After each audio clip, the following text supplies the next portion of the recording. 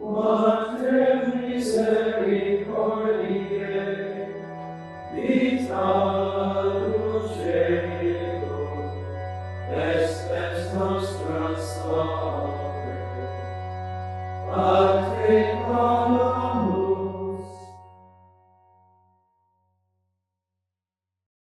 So I graduated college in 2002. I entered the Citadel, which is the military college of South Carolina, with an ROTC scholarship. I wanted to do things that were unusual, go to different places, and so I asked to go to the Sinai for my first year's assignment. So I was assigned in October of 2002 for a year to live in the Sinai. So for the first 4 or 5 months I lived up near the Gaza Strip.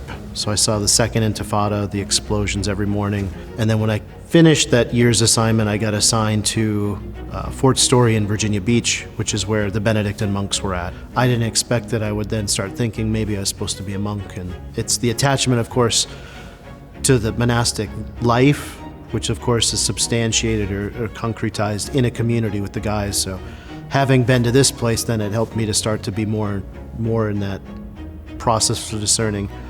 Now am I called to be a priest in a diocese, or maybe just a monk, or a monk priest at this place or another place. So that kind of is how I ultimately got affiliated with Saint Vincent. And then after a few more years of being in the military, making sure my decision was correct, I then went to work for a year closer to here in the DC area, made visits a couple times, and then applied the next year. So that was how I got to Saint Vincent.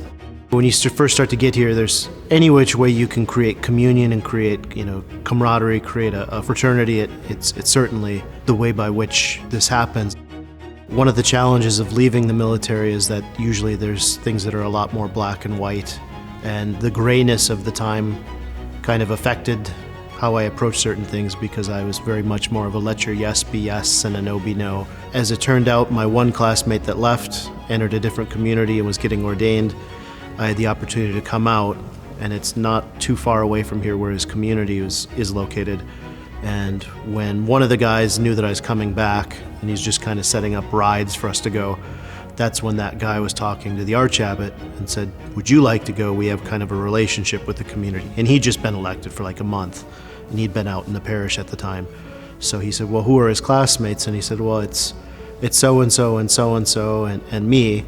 And the abbot said, well, where is he at? And he said, well, he's out working in the upper Midwest with this railroad. And he said, well, why didn't he ever come back? And he said, well, I think he maybe wanted to, but I'm not sure. He said, well, let him come back. So he ended up approaching me when I came here just to stay for a day or two to visit my former classmate get ordained at that community.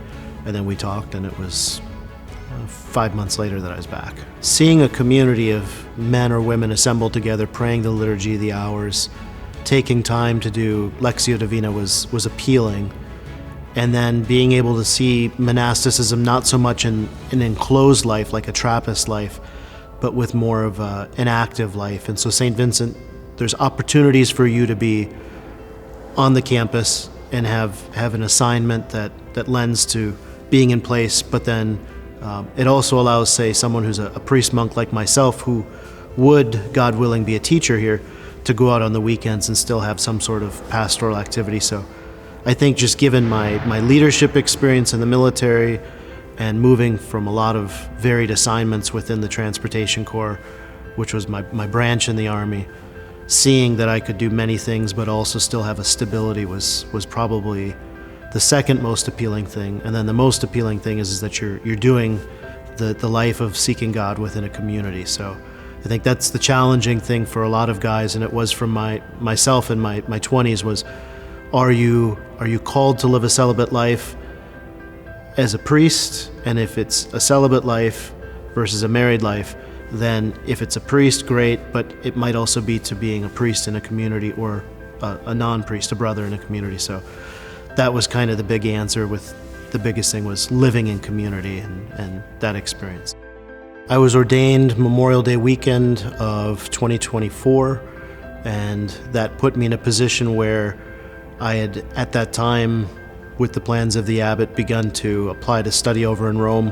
I finished here with Master of Divinity, the Master of Arts, the Bachelor of Sacred Theology, with the intention of going over and studying for the licentiate, so one between bachelor and doctor in theology. And so it gave an opportunity where I had 7 classes this year to complete. So dividing them between 2 semesters on the weekends, I've had the opportunity to go up to a parish of about 11,000 people at 4 churches. I think God's a God of surprises, so as long as you take things with a grain of salt and you try to listen to Him, which is what the rule says, ultimately things kind of work the way they're supposed to, but you have to cooperate with Him.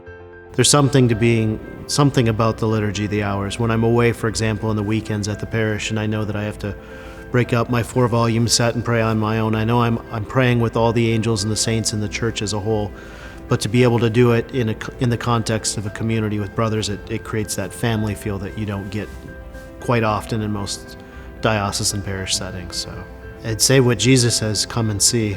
And if some came and followed Him, others turned away, but the only way you're going to know if you have a vocation is you got to come and see.